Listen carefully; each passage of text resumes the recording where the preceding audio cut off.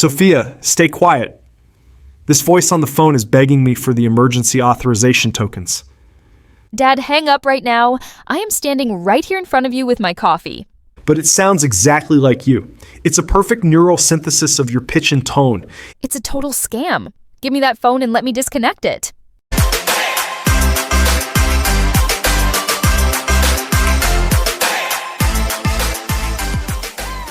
Today, we're talking about the collapse of truth. Is our identity actually secure, or is it just a high-tech illusion? I still believe in the power of digital security. Code doesn't lie, so it can't be a stranger. That's where you're wrong, Dad. Technology is now a perfect reflection of our own voices used against us. That feels like a personal violation. My voice is the only thing that hasn't changed since I first started my journey. Hello there, listeners. Before we start the conversation, we should introduce ourselves. Hello, I'm David. I arrived here with 2 suitcases and a student visa. I built everything from that. And I'm Sophia, a master's graduate in business communication. This podcast is for B2 to C1 English learners. We have real debates here. I make mistakes, and she corrects me. We'll fix Dad's grammar and find out why the AI might be stealing your voice. Spoiler alert, the machine sounds more like me than I do. Part 1. Welcome back to our living room set, everyone. Normally we're here to relax, but my co-host and Dad over here is currently treating his smartphone like it's a radioactive isotope that's about to leak. It's a lot more dangerous than a leak, Sophia. I almost authorized a massive transfer to a total stranger while trying to discuss about the authorization tokens. It's just discuss, Dad, no about. Even when you're being scammed, we have to keep the grammar firewalls up. You're right, grammar is our only anchor in this digital chaos, but the voice on that phone, it was yours. A live, reactive version of you that bypassed my mental firewall. That is terrifyingly creepy. Are you saying someone cloned my voice while I was getting my makeup done? Exactly. It had your specific vocal biometric signature, the cadence, the tone, even the way you sigh. It was a neural synthesis masterpiece that bypassed my mental firewall. So, while the audience is sitting here watching us, there's a digital version of me out there trying to rob her own father? That is terrifyingly creepy. It's a security breach of the human identity. Even with my years in IT, I couldn't detect any latency or robotic artifacts in the stream. It was dangerously perfect. But you didn't actually hit send, right? Please tell the viewers you're not that easily fooled. I was one click away. Then I noticed a tiny glitch, a slight pixelation in the tone when the voice tried to sound impatient. It was too clean, almost too rhythmic. A glitch in the matrix saved our family bank account. I guess being a perfectionist about perfect data finally paid off. But it raises a question: if I can't tell the difference between my own daughter and an algorithm, what's left of the truth? Truth? Dad, we're sitting on a stage with fake walls. We've already moved into the synthetic reality where our eyes and ears are no longer reliable. It's a logic bomb aimed at fundamental human trust. If we can't even trust a voice we know and love, the entire foundation of our society starts to crumble. Maybe we need a new human protocol. But if this is happening in our living room, imagine the corporate boardrooms. That's the real nightmare. It's already happening at my office, but it's about stealing a reputation. Are you talking about that leaked video of your CEO that everyone's been DMing me about? It's much more dangerous than a leak. It's a total rewrite of his professional reality for a promotion he didn't earn. You've been at that company for 15 years. Is that actually your boss on the screen, or just a very expensive piece of software? That's the billion-dollar question, Sophia. On the screen, he's charismatic, articulate, and looks 20 years younger. In reality, he hasn't left his bedroom in weeks. He's using a live deepfake skin for every high-stakes board meeting. So he's basically wearing a digital tuxedo to a pajama party? That feels like the ultimate professional cheat code. It's a synthetic meritocracy. He's winning a promotion over younger, more capable managers who are actually in the office doing the work. The board isn't auditing his leadership, they're auditing his algorithm. But surely someone notices the rendering artifacts. Even the best AI has a tell if you look close enough at the eyes, right? Not anymore. We're dealing with real-time neural rendering. He's essentially deleted his physical flaws and his age to stay relevant in a world that demands perfection. This is exactly why I say truth is collapsing. If a leader can hide behind a generated persona, how can we ever hold them accountable for their actual performance? We can't. It's a security bypass for human perception. When the mask is this perfect, the man underneath becomes irrelevant. We're losing the human in human resources. If everyone is upscaling their personalities just to get a raise, maybe the only way to be real is to show up with a coffee stain on your shirt. That might be the only proof of humanity we have left. But it's not just the living who are being upscaled to fit a narrative. Are you talking about those memorial apps? The ones that promise to bring back the voices of the people we've lost? Exactly. It's a logic bomb for the grieving process. Why say a final goodbye when you can just pay for a monthly subscription to keep them alive in your pocket? That sounds less like a comfort and more like a digital haunting. Are we really ready to turn our sacred memories into a software update? It's not about denial, Sophia. It's about post-mortem data preservation. If an AI can emulate their wisdom and their specific way of seeing the world, why should that knowledge vanish just because their heart stopped? Because wisdom isn't a file you can just download and run on a different OS. It's tied to the living person. This digital haunting you're defending just keeps people trapped in a loop of grief. But imagine the comfort for someone who didn't get to say goodbye. Explain me how a voice that brings immediate peace to a grieving heart can be considered a haunting. Explain to me. Dad, prepositions are your eternal glitch. And it's a haunting because it's not them. It's a synthetic emulation designed to tell you exactly what you want to hear, not what you need to hear. I suppose every interaction we have now is becoming a synthetic layer. If my CEO is a deepfake and our family memories are becoming AI clones, I'm starting to wonder what the real thing even looks like anymore. The real thing is the messy, unscripted moment that you can't back up to a cloud or upscale with a filter. I'm starting to think our human protocol is being rewritten without our consent. It's a total system override of our natural instincts. Well, on that slightly terrifying note, we've reached the end of our first deep dive into this synthetic reality.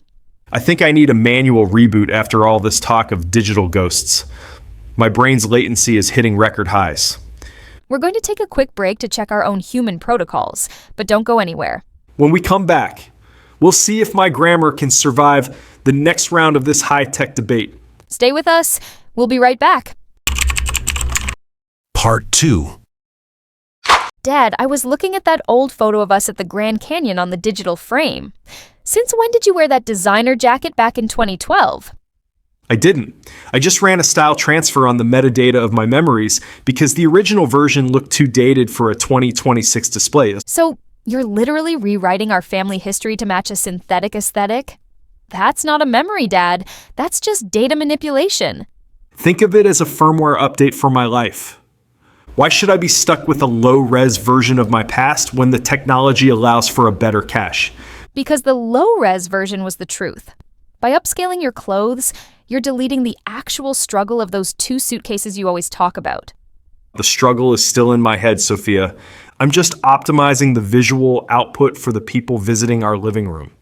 But if we keep optimizing every photo, eventually we won't be able to distinguish between what actually happened and what the algorithm suggested. Isn't human memory just a biological compression algorithm anyway? We always filter out the boring parts. Filters are one thing, but adding people or objects that weren't there is a systemic lie. You're creating a past that never existed. It's not a lie. It's an enhanced reality. If it makes the story better, does the exact pixel matter that much? It matters because once you lose the exact pixel of truth, the entire file of our lives becomes corrupted. You're treating a bit of color grading like a total system crash. It's not just the photos, though. I saw you running a batch process on our old home videos to remove your 90s haircut and that cringy joke you made at Aunt May's wedding. That joke was a logic error in my social performance. I'm just practicing a bit of retroactive reputation management. You call it management, but I call it historical gaslighting. You're training the AI to remember a version of you that is perfectly polished and utterly fake. In a world where every mistake is a permanent log, I have to be my own editor. I can't afford to have a legacy bug ruining my current standing. But the bugs are what make us human, Dad. If you upscale every video to 8K and remove every flaw, you're just becoming another deepfake skin. I'd rather be a high-quality fake than a high-definition failure. The revision control of my own life should be in my hands, not left to chance. Then what happens when I remember the real version and you show me the optimized one? We'll be living in two different data silos. We already do. Every person in this audience remembers things differently. I'm just using a neural renderer to give my version some clarity. Clarity shouldn't come at the cost of honesty. You're building a synthetic legacy that won't mean anything to the next generation.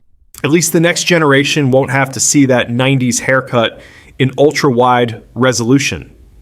We're losing the ability to remember anything that isn't indexed by an algorithm. If the AI doesn't prompt you, do you even remember why we're sitting here? I am used to rely on my smart calendar for everything now, even my emotional cues for this show. I am used to relying. Dad, get your gerunds right before the AI starts correcting you too. And that's exactly the problem. You're outsourcing your brain to a cloud server. It's not outsourcing. It's a memory expansion pack.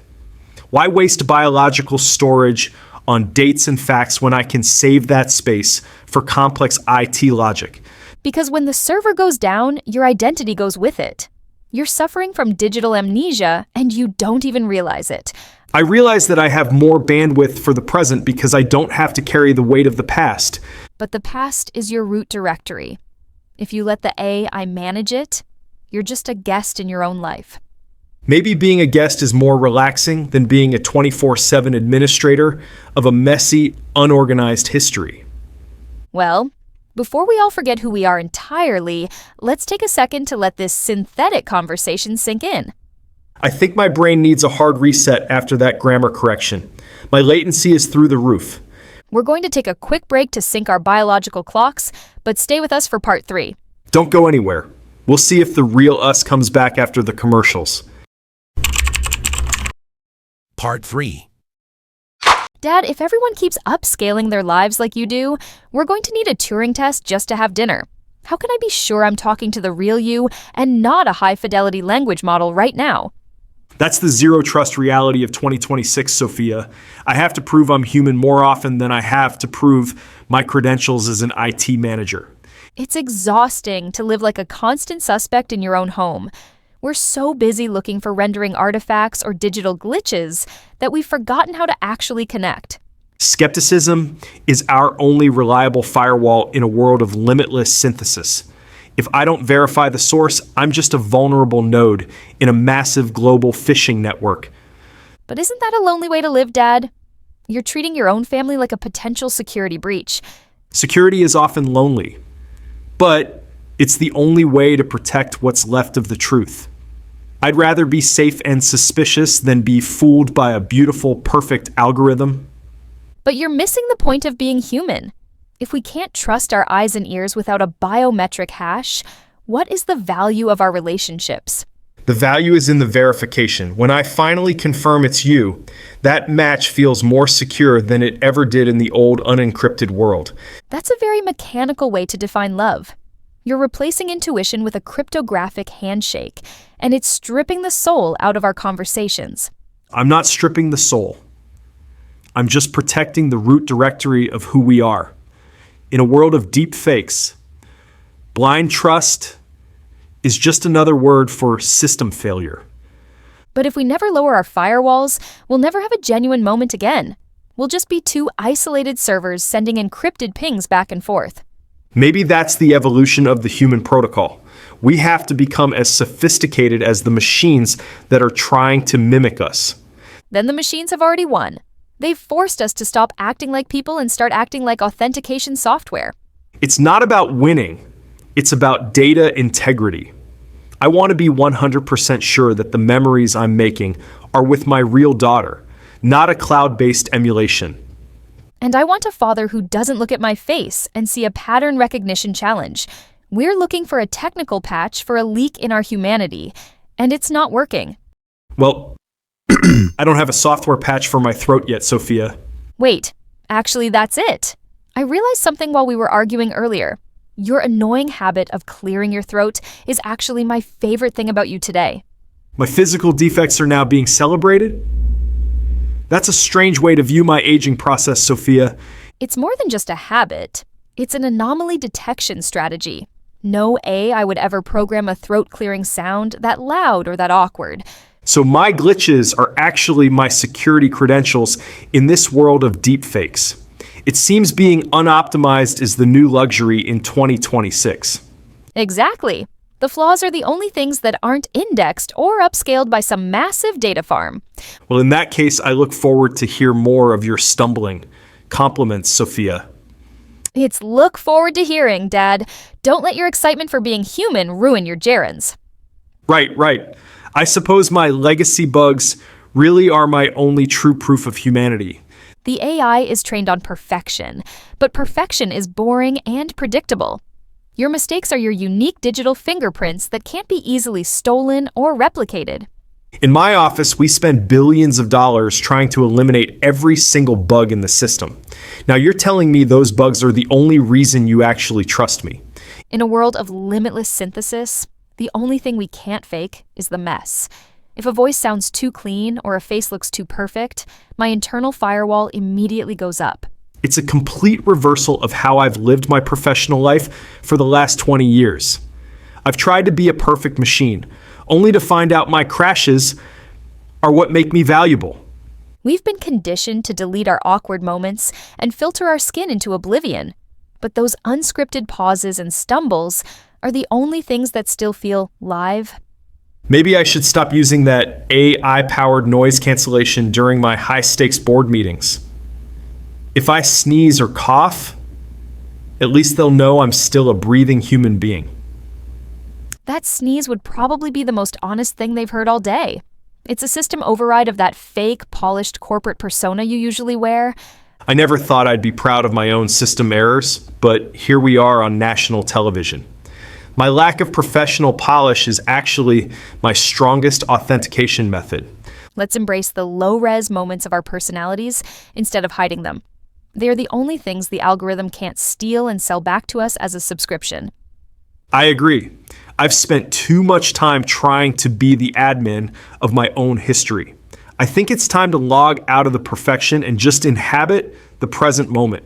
Exactly, because if we keep living in this synthetic reality, we might eventually forget what it feels like to just exist. We need to stop treating our lives like a project to be optimized by an algorithm. I'll uninstall the revisionist filters tonight, mustard stains and all. It's a system-wide reset of my priorities as a father. You're right. I've spent too much time trying to be the admin of my own history. I think it's time to log out of the perfection and just inhabit the present moment. Does that mean no more upscaling our family vacation photos? I want to see the blurry, badly lit pictures where we were actually laughing together. I'll uninstall the revisionist filters tonight, mustard stains and all. It's a system-wide reset of my priorities as a father. That's the most authentic firmware update you've ever proposed, Dad. We're trading a polished lie for a messy truth, and it feels much lighter. My brain finally found its root directory after all this talk about digital ghosts and deepfakes. There's zero latency between my heart and my words right now. It's funny how a conversation about high-tech deception led us back to the most basic human connection. We don't need a patch for something that wasn't actually broken. Maybe the broken parts were the most important features of our lives all along.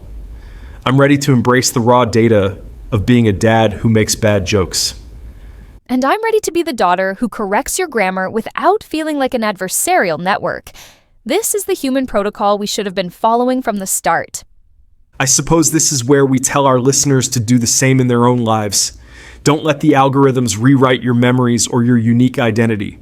Stay real, stay flawed, and stay connected to the people who know your low-res self. We've reached the end of this deep dive into the collapse of truth. We'll be back next time with more debates and hopefully a few more system errors. Until then, keep your human firewalls up, but your hearts open. See you in the next episode, the real, unedited version of us. We promise no filters are allowed in this living room. Grammar focus. Okay, Dad, before we wrap up this synthetic journey, it is time for our grammar mistake corner. We need to patch those glitches in your deepfake English before they get hard-coded into your brain. Ready for the audit? I knew this was coming the moment I tripped over my gerunds earlier. My internal server is a bit overloaded from all this talk of digital ghosts. But give it to me straight, Sophia. I will. First, discuss. You said we shouldn't discuss about our bank details. Wrong. Discuss is a transitive verb, so it doesn't need about. Repeat after me. Discuss the video. Discuss the video. Discuss the deepfake. Discuss the deepfake. Discuss the security. Discuss the security. Good. If I hear you say discuss about one more time, I'm going to flag you as a bot. Second one, you said explain me how a voice brings peace. No, Dad, you explain something to someone. Let's go. Explain to me. Explain to me. Explain to the audience. Explain to the audience. Explain to the board. Explain to the board. Third, your classic glitch with used to. You said you are used to rely on your calendar. Since you're talking about a habit or state you're in now, you need the ing form. Repeat after me. Used to relying. Used to relying. Used to seeing. Used to seeing. Used to auditing. Used to auditing. Perfect. Last one, and this is a big one for B2 learners. You said you look forward to hear from me. In this phrase, to is a preposition, so it must be followed by a gerund. Let's go. Forward to hearing. Forward to hearing. Forward to meeting. Forward to meeting. Forward to verifying. Forward to verifying. Exactly. Those 4 patches will make your human protocol sound much more authentic. You know, it is actually quite satisfying to clear out these legacy bugs. My linguistic latency is finally dropping. You're a fast learner, Dad. Now that we've debugged your grammar, let's close out this episode with our final thoughts. Final reflection. We have patched the grammar bugs, Dad, but this synthetic reality we discussed today is not something a simple update can fix. I know, and it honestly keeps me up at night.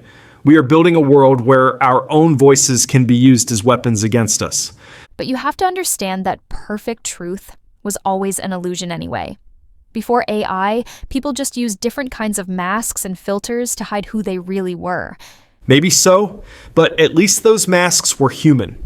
Now, we are facing a neural synthesis that can replace our very essence without leaving a trace. Then perhaps the human protocol is our only way out. We have to stop acting like optimized data points and start embracing our messy, unedited flaws again. I want to believe that, Sophia, I really do. But I still fear a world where we can't trust our own eyes and ears without a biometric handshake. I'd rather live with the struggle of verifying the truth than go back to the comfortable silence of the pre-digital era. If our flaws are our only proof of humanity, then I'm ready to be as flawed as possible.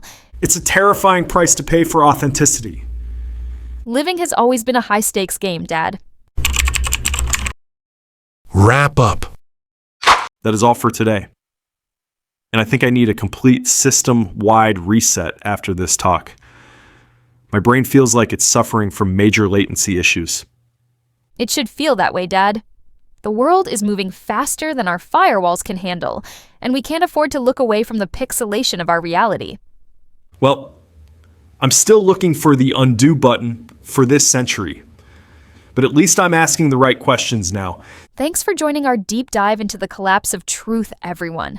Don't forget to check the show notes for the grammar focus, especially that discuss thing, Dad. I've got it. No about. Just discuss the truth, even if the truth is messy. Perfect. You are finally learning to trust the process. Thanks for listening, and remember to check if the person next to you is real or just a very good algorithm. I think I already know the answer to that one.